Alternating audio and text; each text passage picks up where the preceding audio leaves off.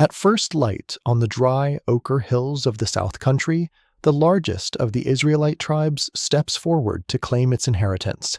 The sacred lot falls to Yehuda.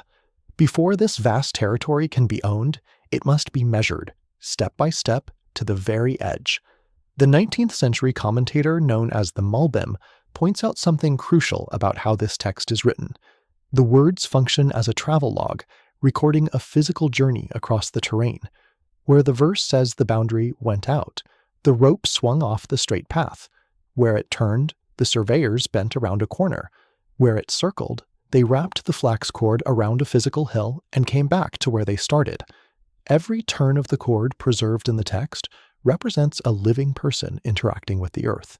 When the people read this boundary, they are following the physical path of a man's feet. As the surveyors move north, the boundary does something unusual. It intentionally veers off course, creating a narrow tongue of Yehuda's land that reaches upward right into the territory of the neighboring tribe, Binyamin. The Malbim cites an ancient teaching to explain this geographical anomaly. That specific curve was carved out to cradle the future site of the Great Altar.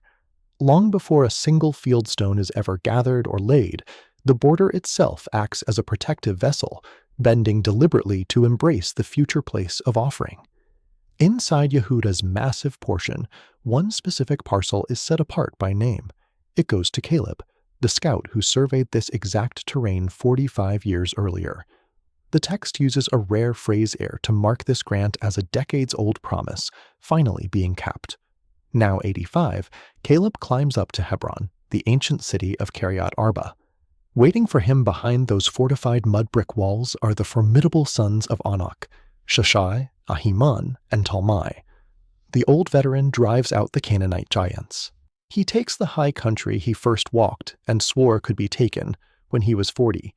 Taking possession of this grant required an entire lifetime of patience, culminating in a seasoned warrior stepping up to fight for his long-delayed reward. From Hebron, Caleb turns toward his next target, the stronghold known as Kiryat Sefer, the city of the book. Standing before his fighting men, he issues a specific challenge. Whoever strikes the city of the book and captures it, to him I will give my daughter Aksai as a wife. A younger kinsman named Othniel takes the offer. He storms the gateway with his infantry, capturing the Bronze Age fortress and winning his bride in a single stroke. On the day she is brought to him, Aksai does something the text deliberately pauses to record.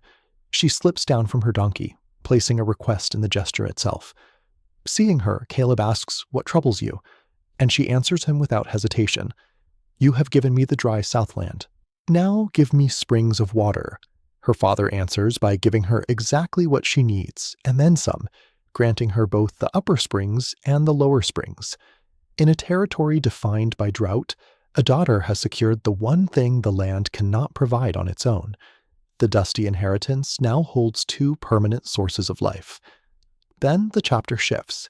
It turns into a long ledger of dozens of dusty, easily overlooked towns, named and tallied one by one. But the Malbim points out a specific discrepancy in the count. The text tallies 29 cities, yet when you count the individual names, there are 38. He resolves the math by explaining that several of these names are actually smaller outlying districts, grouped together with the primary city and spoken aloud as a single location. These tiny surrounding villages were recorded for a reason. The people living there used this accounting to preserve a memory they refused to let die. They had learned to recite 3 of these small towns as a single, continuous sentence. The first is Kinah, a name that echoes the Hebrew word for a heavy grievance a man carries against his fellow. Next is Dimona, which represents the profound silence he keeps over that grievance, telling no one. And finally, Adada. This name stands for the Eternal One who dwells forever, who will rise and bring that silent man his justice. This property list serves as a vow pressed into the soil. It promises that the person who is wronged and remains silent is never, ever forgotten.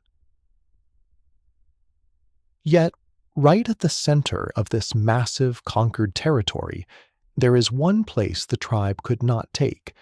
Up on a high stone ridge, the people of the Jebusites still firmly hold their fortress, unconquered to this day. The measuring cord is coiled now, the springs are flowing in the dry hills, and the names of the towns have settled back into the dust. But on that high ridge, the border curved, to protect the ultimate center of the inheritance, quietly waits for its time.